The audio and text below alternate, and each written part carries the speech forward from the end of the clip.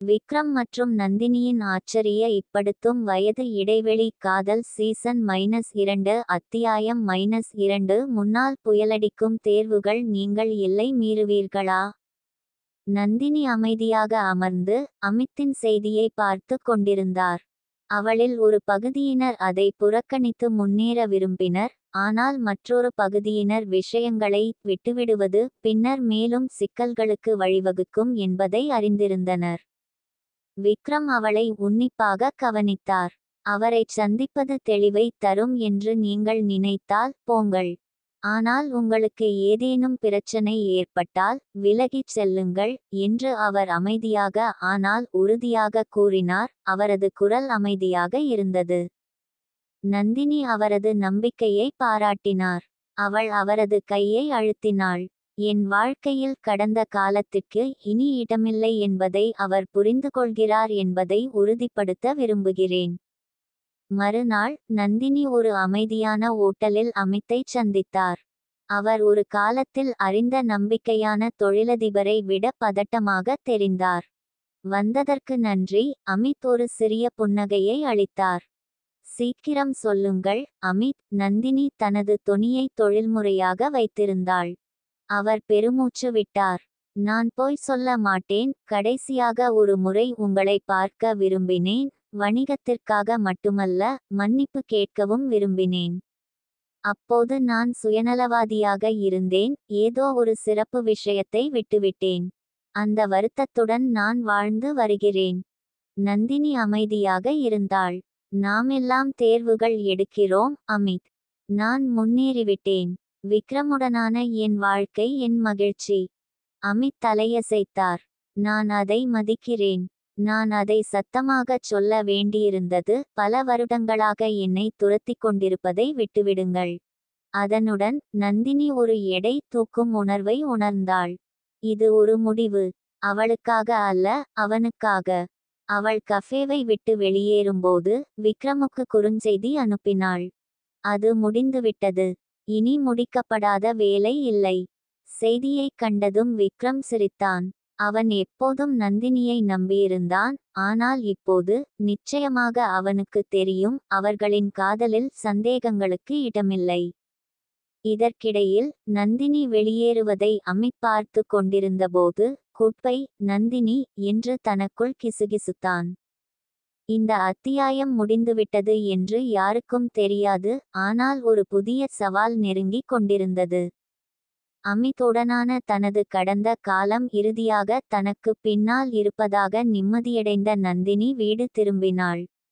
விக்ரம் வாழ்க்கை அறையில் அவளுக்காக காத்திருந்தார். சாதாரணமாக ஒரு புத்தகத்தை புரட்டிக் கொண்டிருந்தார், ஆனால் அவள் உள்ளே நுழைந்தபோது அவரது கண்கள் ஒளிர்ந்தன. எல்லாம் சரியா என்று அவர் புத்தகத்தை மூடினார். அவள் தலையசைத்தாள். அது முடிந்துவிட்டது. அவருக்கு மூடல் தேவைப்பட்டது, இப்போது அவர் அதைச் செய்துவிட்டார். விக்ரம் சிரித்துக்கொண்டே அவளை ஒரு அன்பான அரவணைப்பில் இழுத்தார். அப்போ நாம் முன்னேறுவோம். இனி கவனச்சிதறல்கள் இல்லை. வாரங்களில் முதல் முறையாக எல்லாம் மீண்டும் சாதாரணமாக உணர்ந்தேன்.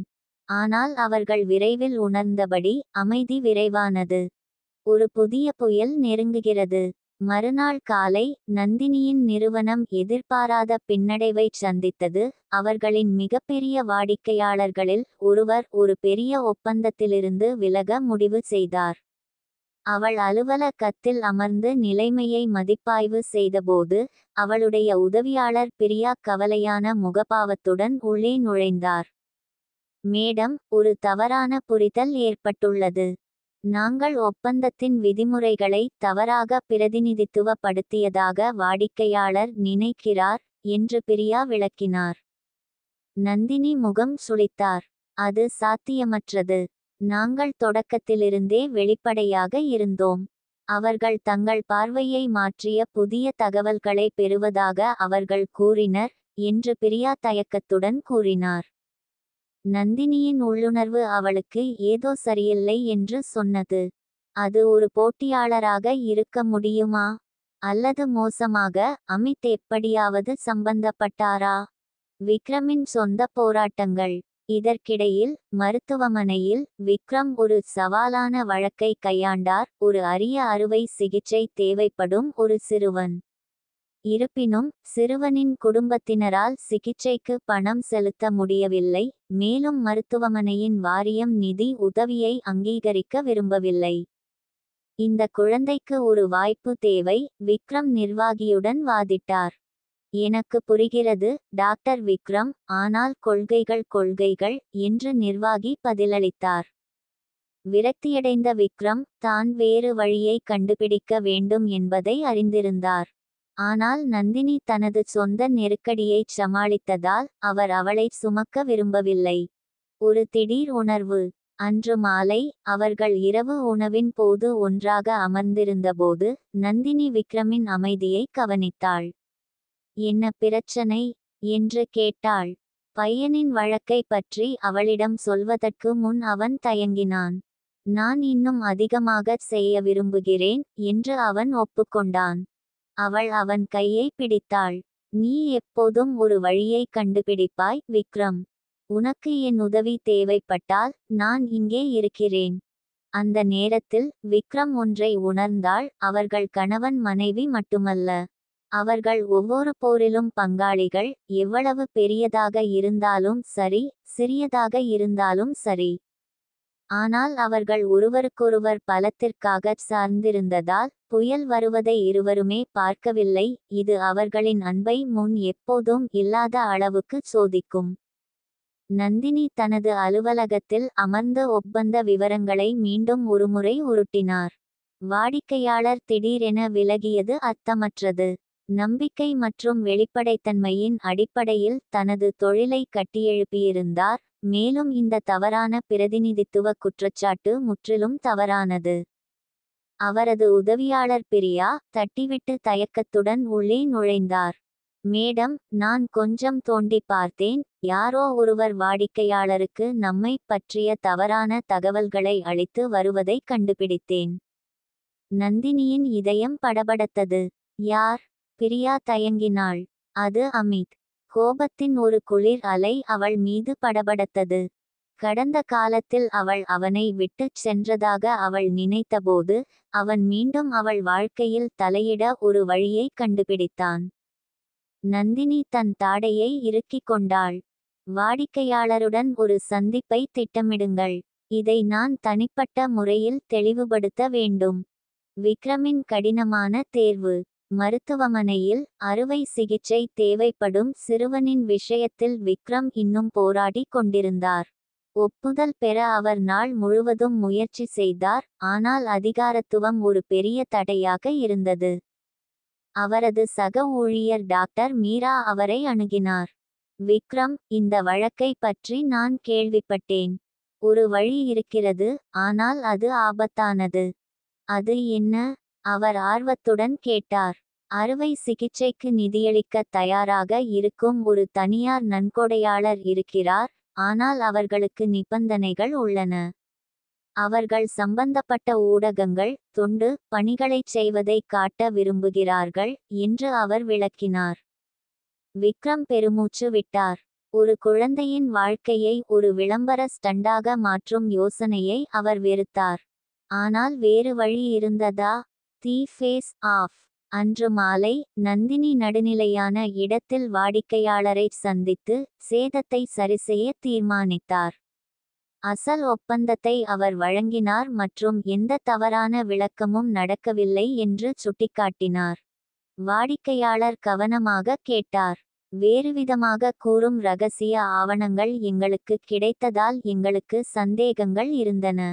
அமித்திடமிருந்து. நந்தினி தனது குரலில் கூர்மையாக கேட்டார். வாடிக்கையாளர் தலையசைத்தார். கடந்த வாரம் அவர் உங்களை தொடர்பு கொண்டு உங்கள் வணிகம் பற்றிய நுண்ணறிவு இருப்பதாக கூறினார். அவர் எங்கள் நலன்களை கவனிப்பதாக கூறினார். நந்தினி மூச்சை வெளியேற்றினாள். அவளுடைய கோபம் கொதித்தது. அமித்தின் நோக்கங்கள் தனிப்பட்டவை, தொழில்முறை அல்ல. அவர் எங்கள் வணிகத்திலிருந்து விலகி இருப்பதை நான் உறுதி செய்வேன். வாடிக்கையாளர் ஒரு கணம் அவளை பார்த்து தலையசைத்தார். நான் உன்னை நம்புகிறேன் நந்தினி. ஒப்பந்தத்துடன் முன்னேறுவோம். அவள் கூட்டத்திலிருந்து வெளியேறும்போது நிம்மதி அவள் மீது பாய்ந்தது, ஆனால் உறுதியும் கூட. அமித் ஒரு எல்லையை தாண்டிவிட்டான், அவள் அதற்கு பதிலளிக்காமல் விடவில்லை. அன்று இரவு அவள் வீடு திரும்பியபோது விக்ரம் அவளுக்காக காத்திருந்தான். இருவரும் தங்கள் சண்டைகளால் சோர்வடைந்திருந்தனர், ஆனால் அவர்களுக்கு ஒரு விஷயம் நிச்சயமாக தெரியும், இது ஆரம்பம் மட்டுமே. நந்தினி தன் வீட்டிற்குள் நுழைந்தாள், அவளுடைய மனம் இன்னும் கோபத்தால் சலசலத்தது. அமித் மிகவும் தூரம் சென்று விட்டான். அவன் அவளுடைய உணர்ச்சிகளை கையாள முயன்றது மட்டுமல்லாமல் இப்போது அவளுடைய தொழிலை தீவிரமாக நாசமாக்கினான். விக்ரம் அவளுடைய தோரணையில் இருந்த பதற்றத்தை கவனித்தான். என்ன ஆச்சு? அவள் பையை கீழே வைத்தபோது அவன் கேட்டான். அவள் ஆழ்ந்த மூச்சை எடுத்தாள். அமித், என் வணிக ஒப்பந்தத்தை கெடுக்க முயன்றவன் அவன். அவன் என் வாடிக்கையாளருக்கு தவறான தகவலை கொடுத்தான். விக்ரமின் முகம் இருட்டாக மாறியது. அது எல்லை மீறுகிறது நந்தினி.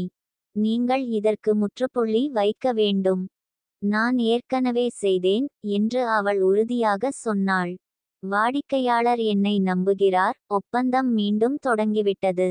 ஆனால் நான் தெளிவுபடுத்தாவிட்டால் அமித் நிறுத்த மாட்டார், அவருக்கு என் வாழ்க்கையில் இடமில்லை. விக்ரம் தலையசைத்தார். நான் தலையிட விரும்புகிறாயா? அவள் தலையை ஆட்டினாள். இல்லை, இது என் போர். அமித்தின் கடைசி எச்சரிக்கை. அடுத்த நாள் நந்தினி அமித்தை அழைத்து தனது அலுவலகத்தில் ஒரு சந்திப்பை ஏற்பாடு செய்தார். அவர் வந்தபோது அவள் மகிழ்ச்சியான வார்த்தைகளில் நேரத்தை வீணாக்கவில்லை. அமித், நீ என்னை தொடர்புகொள்வதை நான் பொறுத்துக்கொண்டேன். நீ சொல்வதை கூட நான் கேட்டேன்.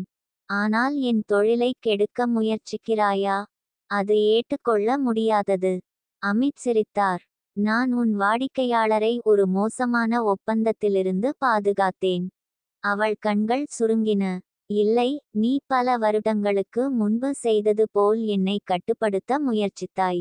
ஆனால் இதோ உண்மை, இனி நீ ஒரு பொருட்டல்ல. எனக்கும் என் தொழிலுக்கும் என் வாழ்க்கைக்கும் இல்லை. அமித்தின் புன்னகை மறைந்தது. நீ உண்மையிலேயே அப்படித்தான் சொல்கிறாயா? ஆம், அவள் குளிர்ச்சியாகச் சொன்னாள். நீ மீண்டும் தலையிட்டால் சட்ட நடவடிக்கை எடுக்க நான் தயங்க மாட்டேன். அமித் அவளை நீண்ட நேரம் பார்த்து பெருமூச்சு விட்டான். அப்படியானால் இதுதான் முடிவு என்று நினைக்கிறேன். அமித், அது ரொம்ப நாளா முடிஞ்சு போச்சு என்று சொல்லிவிட்டு அவள் வெளியே சென்று அவனை நிரந்தரமாக விட்டுவிட்டாள். விக்ரமின் குழப்பம். நந்தினி தனது கடந்த காலத்தை கையாண்டு கொண்டிருந்தபோது விக்ரம் ஒரு கடினமான முடிவை எடுக்க முடியாமல் தவித்துக் கொண்டிருந்தார்.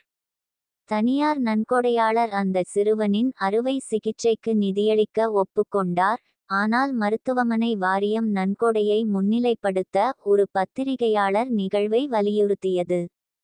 அன்று இரவு அவரும் நந்தினியும் ஒன்றாக அமர்ந்திருந்தபோது அவர் இறுதியாக தனது கவலையை பகிர்ந்து கொண்டார். ஒரு குழந்தையின் போராட்டத்தை ஒரு விளம்பர ஸ்டண்டாக மாற்றும் யோசனை எனக்கு பிடிக்கவில்லை. நந்தினி அவன் மீது கை வைத்தாள். அப்படியானால் அவர்களை விடாதே. எப்போதும் வேறு வழி இருக்கிறது. விக்ரம் பெருமூச்சு விட்டாள். நான் மறுத்தால் பையனுக்கு அறுவை சிகிச்சை சரியான நேரத்தில் கிடைக்காமல் போகலாம். நந்தினி ஒரு கணம் யோசித்தாள். நாமே அதற்கு நிதியளித்தால் என்ன செய்வது? விக்ரம் அவளை ஆச்சரியத்துடன் பார்த்தாள். அது நிறைய பணம் நந்தினி. அவள் சிரித்தாள். நாங்கள் இருவரும் இருக்கும் இடத்தில் இருக்க கடினமாக உழைத்தோம். நம் மதிப்புகளை சமரசம் செய்யாமல் ஒரு வாழ்க்கையை மாற்ற முடிந்தால் அது மதிப்புக்குரியதல்லவா? விக்ரமுக்கு அவள் மீது ஒருவிதமான பாராட்டு ஏற்பட்டது. நீ நம்ப முடியாதவள், உனக்கு தெரியுமா? அவள் சிரித்தாள். எனக்கு தெரியாத ஒன்றை சொல்லு. அவர்கள் கைகளை பிடித்தபடி அவர்கள் அறிந்தார்கள், ஒன்றாக எதையும் எதிர்கொள்ள முடியும். விக்ரம் மற்றும் நந்தினியின் ஆச்சரியப்படுத்தும் வயது இடைவெளி காதல் சீசன் -2 அத்தியாயம் -3 தொடரும்.